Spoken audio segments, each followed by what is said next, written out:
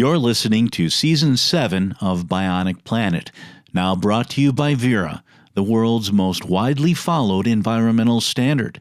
Vera, standards for a sustainable future. Kyle Pope edits the Columbia Journalism Review, and in 2020, he wrote about the most consequential disaster in the history of mass media, namely the half-century-long failure of our global media outlets to convey the enormity of the climate challenge. Journalism has always been good at fast, he wrote. The home team won, an old woman was shot, a president was elected. The quicker a story moves, the more compressed the drama, the better we are at reporting it. Slow is harder. Stories that contain subtlety, that evolve, that don't have an ending, those aren't our strength.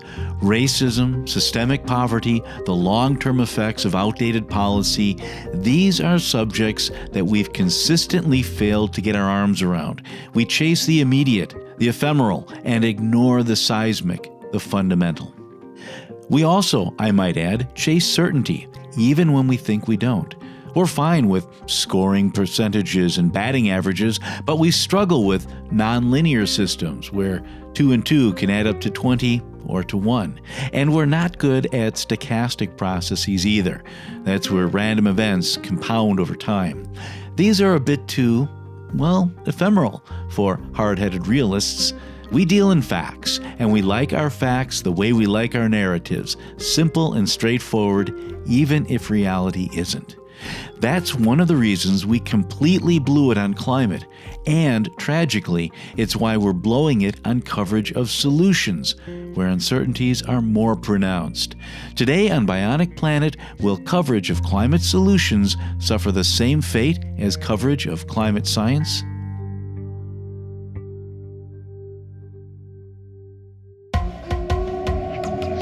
Man may be unwittingly changing the world's climate through the waste products of his civilization. There's a group of us now who are proposing that the Earth has actually entered a new epoch, and that is the Anthropocene.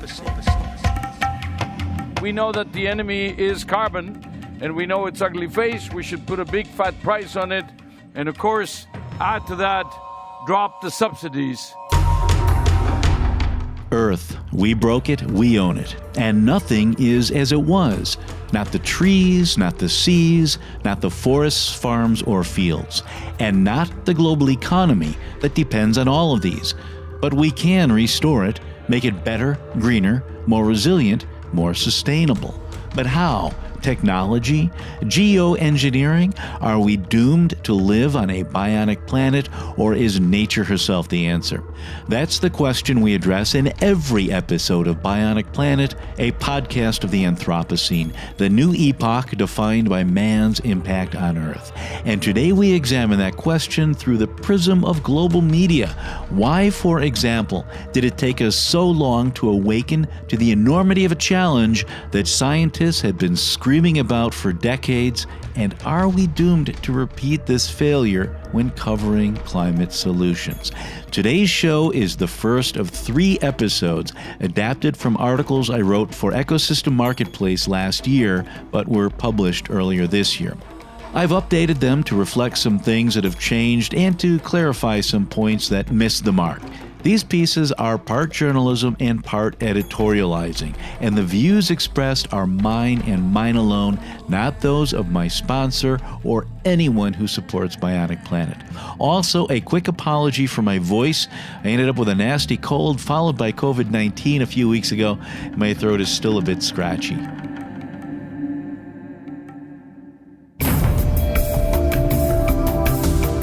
Early last year, The Guardian published a story under the following headline: Research findings that are probably wrong cited far more than robust ones, study finds. The story focused on the work of 2 behavioral psychologists who'd examined reams of research and concluded that bright, shiny bunk is 100 times more likely to be cited than is bland, boring truth, a ratio that triples in social sciences. The editor who wrote the piece dutifully reminds us that the finding, quote, is itself not exempt from the need for scrutiny, but that historically, the more dramatic the results, the more likely they are to be wrong. Unfortunately, the piece came too late for The Guardian's environmental team, which had already published a dramatically wrong piece under this headline: Carbon Offsets Used by Major Airlines Based on Flawed System, warn experts. The Guardian produced that story together with Greenpeace's Unearthed Unit and a nonprofit called Source Material, all of which claimed to have uncovered hidden flaws in the ways carbon markets support forests. Flaws that hundreds of scientists had failed to identify over 45 years of research, but that a handful of intrepid reporters uncovered in a matter of months. It's a compelling narrative, but like those dramatic findings above, it's also wrong. Not because the system is perfect, it isn't, but because the narrative assumes a perfect solution exists. It doesn't. The supposedly flawed system, on the other hand, sees imaginary perfection as the enemy of the good, and it provides a framework within which the best available solutions are green-lighted and their imperfections pushed into the light so they can be squeezed out in later iterations. It supports early action and promotes evolutionary improvement within a mosaic of solutions that the simplistic narrative above not only ignores but undermines. Nature-based carbon markets have evolved to fill gaps in the broader response to the climate challenge, and those markets adapt as the gaps shift and new solutions emerge. The first generation of nature-based carbon markets, for example, have often served a first responder function to protect the world's most ecologically valuable and vulnerable forests. But as new approaches emerge, these markets are shifting to a broader approach that we'll see was envisioned from the start but impossible to implement until recently. By ignoring this context, some reporters are generating simple but deceptive narratives that echo the sloppy coverage of climate science that got us into this mess in the first place. Naomi Oreskes and Eric Conway documented that sloppy coverage more than a decade ago in 2010's The Merchants of Doubt. They showed how a, quote, loose-knit group of high-level scientists, driven by the ideology of free market fundamentalism and aided by a too-compliant media, turned the process of scientific discovery against itself to undermine trust in climate science and muddle public discourse. Specifically, as the scientific consensus on climate change coalesced throughout the 1980s and 1990s, right-wing ideologues, many funded by ExxonMobil and Koch Industries, plucked outlier voices from choirs of debate, stripped them of their context, and framed honest inquiry as proof of something nefarious. In their narrative, bright, shiny charlatans became brave prophets of revealed truth, standing up to an incestuous cabal of eggheads and bureaucrats. Conservative-minded reporters ate it up, and legitimate publications followed suit, drawing more and more outlets into the narrative until, quote, a wide spectrum of the media felt obligated to treat these issues as scientific controversies. The result was a decades-long delay on climate action. Something similar is happening in coverage of market-based natural climate solutions, or NCS, with decades-old ideological disputes being framed as newly unearthed findings, and legitimate areas of debate being framed as evidence of something dark and nefarious. This time, it's not free market fundamentalists who are contaminating public discourse, but others who are equally convinced of their righteousness, including but not limited to ideologues from the left, those who see the market economy as the root of all evil and carbon offsets as a tool for perpetuating that evil. In their view, markets got us into this mess, and markets can never get us out. One must question the motive for this ongoing reliance on market-based mechanisms, the very system that has led humanity to what is now a point of systems collapse, wrote Greenpeace last year. The environment and the cultures living in harmony with it should be the basis for human development and societies, not an item of the market economy, declared Brazilian NGO CIMI. I'm no free market fundamentalist, and I'm even sympathetic to some of these views, but no one is allowed to support their arguments with findings that have been cherry-picked, decontextualized, and distorted. If The Guardian, Greenpeace, source material stories reveal anything, it's that the climate challenge isn't a puzzle book with an answer key in the back. It's a wicked problem that makes COVID-19 look like grammar school arithmetic. As in medical treatments, climate solutions are based on probabilities instead of certainties. They are, by necessity, implemented with incomplete information, and they often work in tandem with other treatments. What's more, their efficacy is measured against viable alternatives and not against pet theories, miracle cures, or imagined states of perfection. But these are the criteria against which the above outlets evaluate market-based NCS when they encourage us to jettison imperfect solutions that improve over time while endorsing the equivalent of magic bullets and mythical elixirs. Ideologues aren't the only ones putting narrative over substance. In the past year, ProPublica and the MIT Technology Review have produced similar content, as have Bloomberg, National Public Radio, and a handful of others.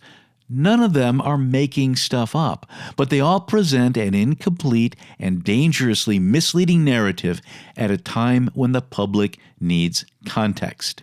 My goal with this series is to provide that context, and not, as it may first appear, to convince you that carbon markets are perfect.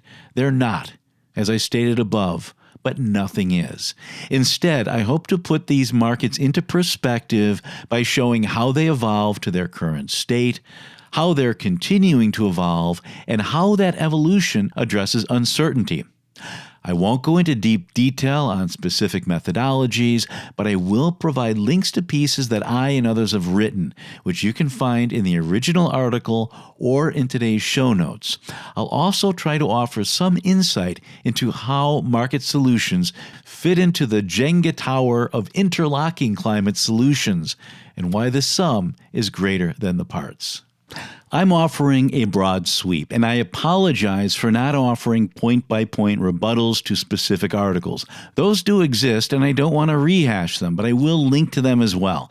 If I do my job right, you'll soon have the context you need to understand those rebuttals and to distinguish the sensationalist coverage that I'm critiquing from the workhorse coverage that comprises the bulk of what's out there. All systems are imperfect, and the system of market-based NCS is no different, but it's done pretty well considering it had to evolve with little in the way of resources or support from the larger world until very recently.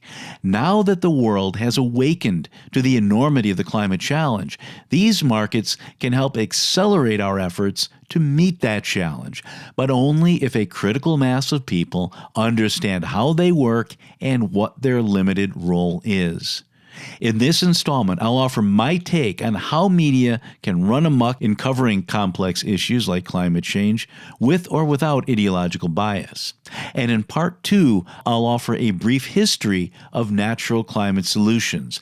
In part 3, I'll introduce a framework for identifying science denial and see how this coverage fits into it.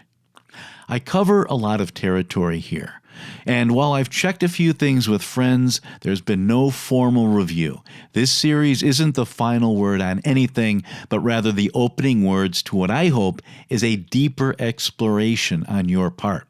It's also, again, to reiterate, opinion, not reportage, although the opinions come from decades of reporting. Before diving in, however, let me offer a brief look at what I see as the fundamental misunderstanding that fuels all muddled coverage of carbon markets. Most of the people who get carbon markets wrong start out by conflating two fundamentally different questions. The first is, will companies use carbon markets to avoid the deep restructuring needed to meet the climate challenge? The second is, do carbon markets work? There's a corollary question, which I don't have space for here, and that relates to whether we should emphasize reductions or removals. I addressed that false dichotomy in episode 69 of Bionic Planet. So, to the first question, will companies use carbon markets to avoid the deep restructuring needed to meet the climate challenge? My answer, some companies may think they can buy their way out of reducing emissions, but they'll soon be disabused of that delusion, in part because the price of quality offsets has already risen substantially and will continue to do so, but also because emerging protocols for what does and doesn't constitute carbon neutrality emphasize internal reductions as well. Even if the size of the voluntary carbon markets increases 15-fold, as some argue it must, there won't be enough offsets to decarbonize the entire global economy. These markets exist to accelerate decarbonization, not to replace it. And for details on that, I'll link to an article called Debunked 8 Myths About Carbon Offsetting in the show notes. To the second question, do carbon markets work? Yes, carbon markets work, but they don't always work the way people think they do, and their impact can be subjective. This especially applies to projects that reduce emissions by financing natural climate solutions, which I keep referring to here as NCS. NCS is an umbrella term for a broad array of interventions that slow climate change by improving the way we manage forests, farms, and oceans. These involve science-based methodologies that incorporate varying degrees of certainty and uncertainty into their accounting. This ensures environmental integrity, but it also makes the methodologies hard to communicate, let alone develop, and easy to distort. In my view, most of the people trying to undermine trust in market-based NCS are doing so because they don't trust the answer to the first question. Again, that first question was, will companies use carbon markets to avoid the deep restructuring needed to meet the climate challenge? They don't trust the companies to use them right, so they start to claim that the projects aren't delivering. And we touched on that in the last episode. One school of thought says we should use markets to punish oil companies instead of financing cost-effective mitigation. And I hear that. There is an argument for creating a high-carbon price to drive change, which I covered in my very first episode of Bionic Planet and will explore in part 2 of this series. I've also argued that we should hold purveyors of science denial accountable for their lies, but that's a different issue. Many of those criticizing market-based NCS argue that fossil fuel emissions should only be offset through industrial carbon capture and storage, or CCS, which pulls carbon dioxide from the atmosphere. CCS includes machines that have meters on them, which theoretically makes for a simpler accounting than you get in natural climate solutions. I see the argument, and it's a legitimate debate, one where reasonable people can disagree. What we all agree on, however, is that it's not an either-or situation. We need it all. I see the mechanisms that I'm exploring in this series as dominoes that we've been lining up for 45 years, waiting for the world to finally awaken to the enormity of the challenge. With that awakening, we can tip those dominoes to trigger a global restoration of nature, and we can do it fast, but only, again, if a critical mass of people see how this all fits together. Bottom line, if people want to argue that certain industries should only be allowed to use certain types of offsets, that's their prerogative. But if they lose that argument, they can't go trying to discredit market-based NCS with cherry-picked findings and outlier opinions that run contrary to a preponderance of the evidence. Before we get into the second block of today's show, a word from this season's official sponsor. Or from me on behalf of this season's official sponsor, Vera, the world's most widely followed environmental standard.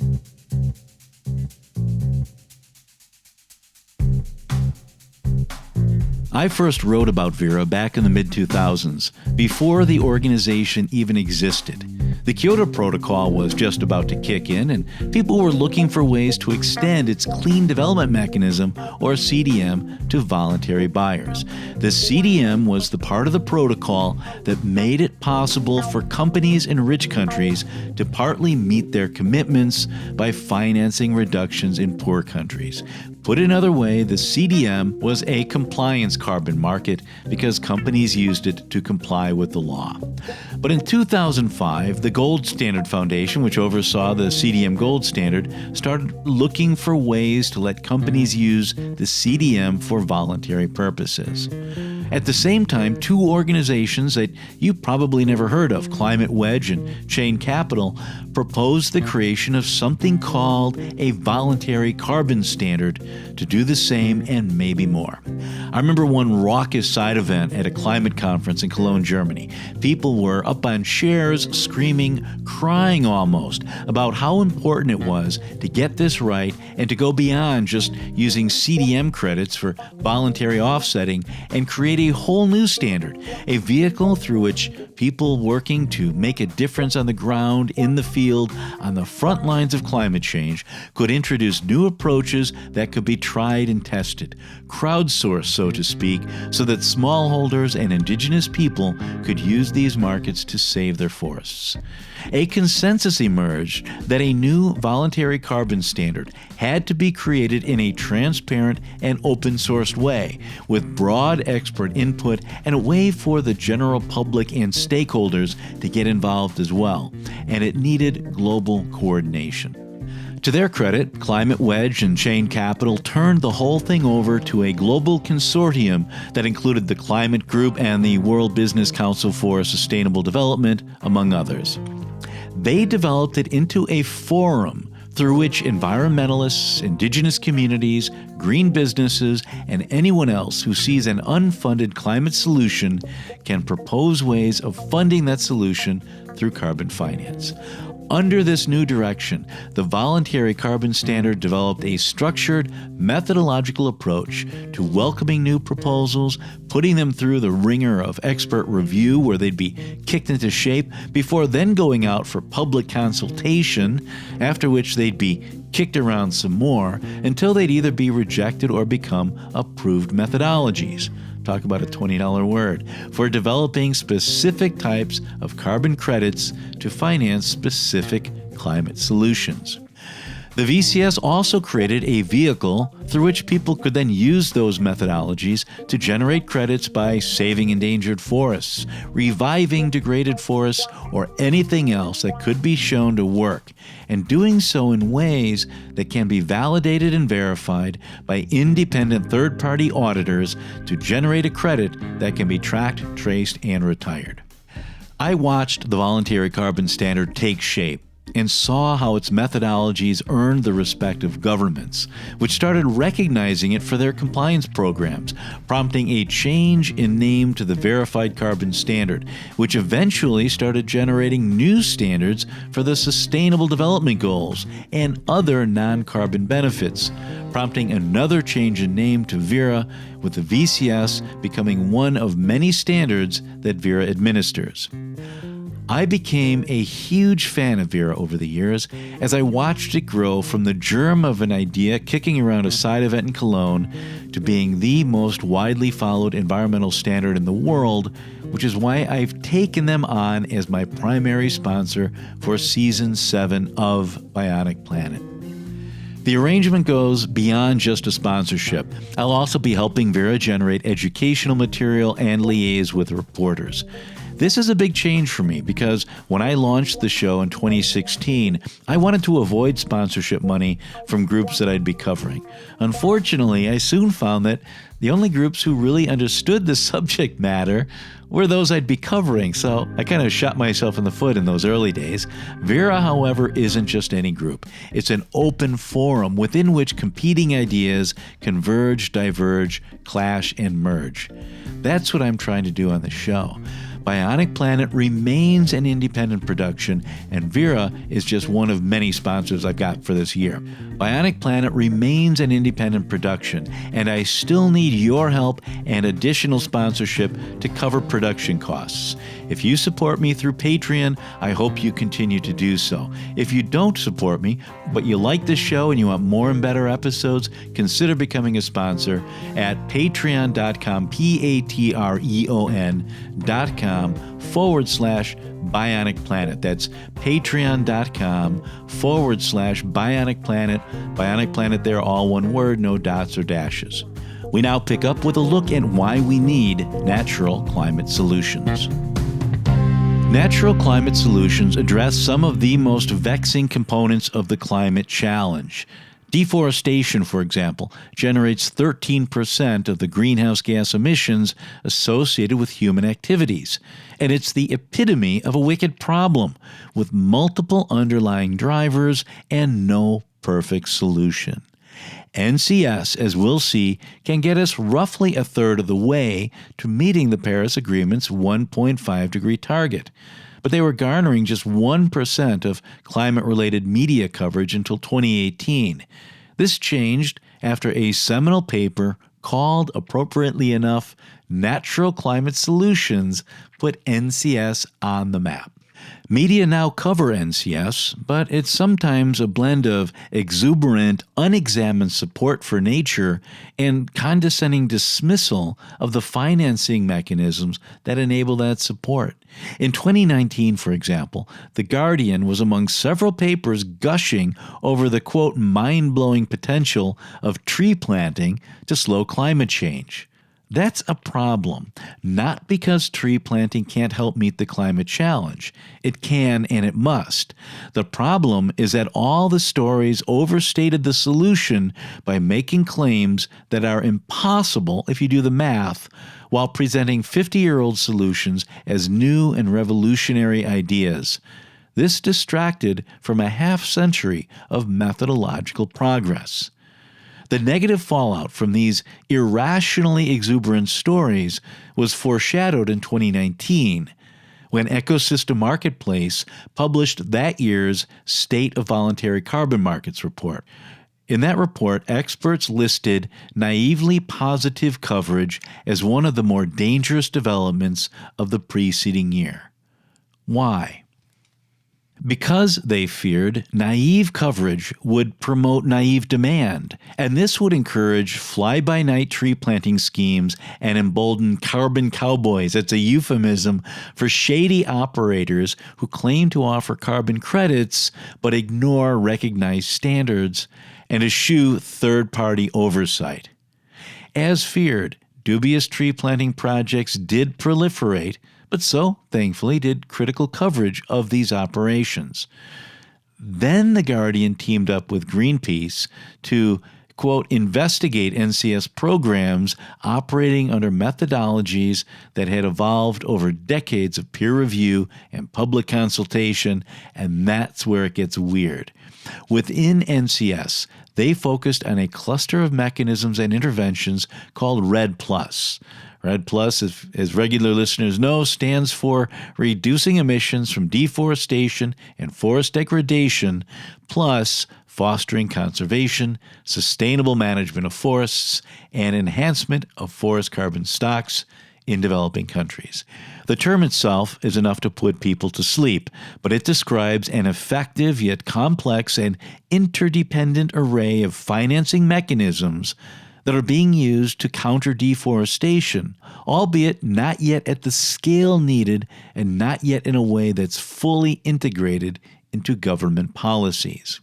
Unlike simple tree planting schemes, which offer nothing in the way of accountability, verified carbon projects follow detailed methodologies that were developed through this public process of peer review and response. Each project, as a result, has its own prepared documentation that describes the design of the carbon credit, known by various names, project design documents, project description templates, and other terms that lay out the rationale for the project's climate benefits, as well as the probabilities of the project succeeding or failing, and the risk management strategies that will be undertaken based on those probabilities.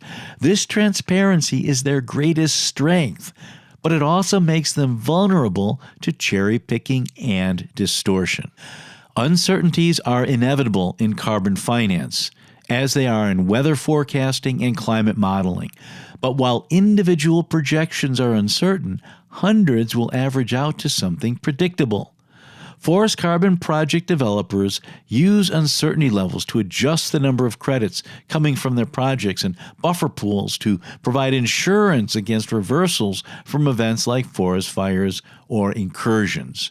Independent third-party project validators check these uncertainty levels, and the methodologies underpinning these projects are updated as the science improves. What matters to the system is whether the risk adjustments, insurance pools, and buffers prescribed in the rules and methodologies make up for uncertainty. Carbon standards are in the midst of major updates right now, with new methodologies out for public consultation and new criteria for verifiers and validators, as well as new training regimes. These updates began years ago and are not, as The Guardian has implied, a response to their reporting. They're part of the evolutionary process, as are new treatments for COVID-19 and other diseases. Turning the process of improvement upon itself can do a lot of damage. Now, every journalist I know agrees that we blew it on climate change, and for reasons that Columbia Journalism Review editor Kyle Pope elucidated in 2020, as I mentioned in the opening of today's show. If you think things were better in the golden days of journalism, check out what New York Sun editor John Bogart said more than a century ago. When a dog bites a man, that is not news, because it happens so often, he said. But if a man bites a dog, that is news. This is less a media failure than a bug in the human psyche. We're drawn to novelty and clear story arcs because they're how we learn and assimilate information. The problems come when novelty distracts us from boring reality or when the clear arc is a false narrative. In academia, they talk of publication bias, which means studies that confirm the consensus rarely get published. Scottish psychologist Stuart Ritchie recently bemoaned this phenomenon. Scientists are dependent on grants to support their research and work in an atmosphere that favors showy and ostentatious findings over workhorse studies that only add small pieces to our knowledge, he wrote. Marta Sarah Garcia and Uri Nizi, who wrote the study I opened with, pointed out that such ostentation contaminates public discourse because, quote, these wrong studies are also more likely to receive media coverage and become famous. And once they're famous, they're dangerous, especially when they get hardwired into our political brains. Once that happens, they become zombie ideas, which Paul Krugman defines as, quote, ideas that should have been killed by contrary evidence, but instead keep shambling along, eating people's brains. Nobel laureate Robert Shiller likened the spread of bad ideas to pandemics that erupt when viruses move from a population with high immunity, such as people who are expert in the field being addressed, to one with low immunity, us, via a vector, media, that converts them into something easily absorbed into the prevailing narrative, spawning what he called a contagion of oversimplified and easily transmitted variants. Former science reporter Ryan Mandelbaum wrote how this phenomenon plays out in bad science reporting. It's really not that hard to write a science news story, I promise, he wrote. Some new scientific results come out, you talk to a scientist on the phone and ask them what they did. Then you ask a few other people who know about the research if the results made sense.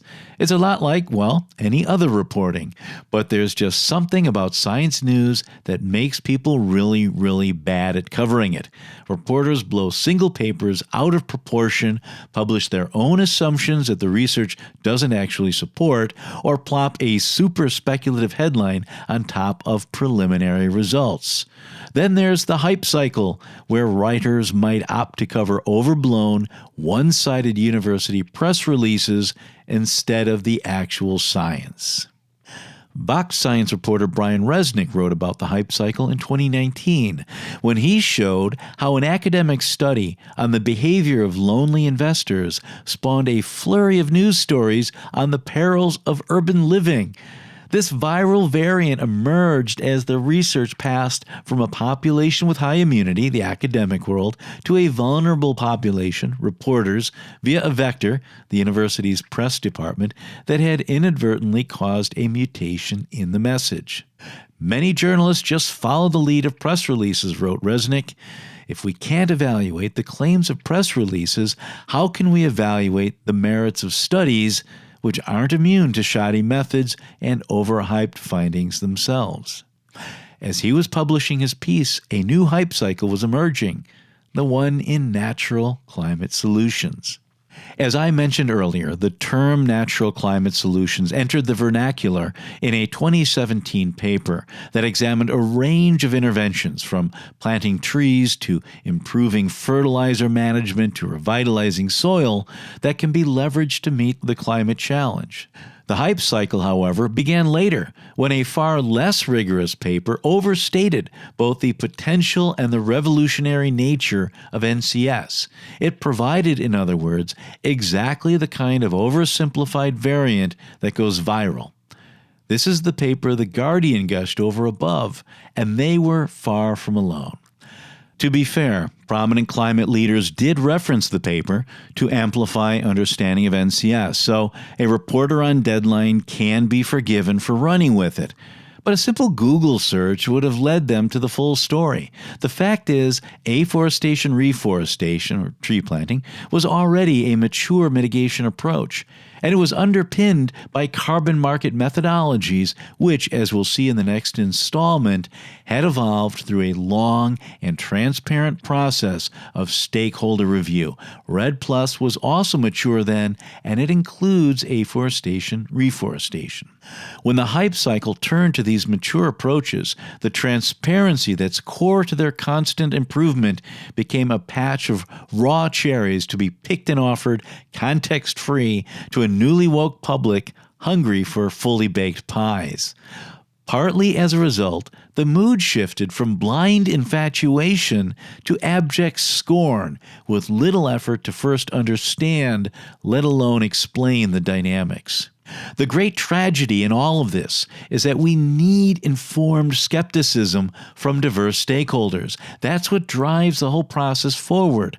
Both REDD+ and the larger suite of natural climate solutions have evolved substantially over the past 30 years, and they've evolved explicitly because healthy critiques drive evolutionary improvement. But the pieces I'm addressing don't offer healthy critique.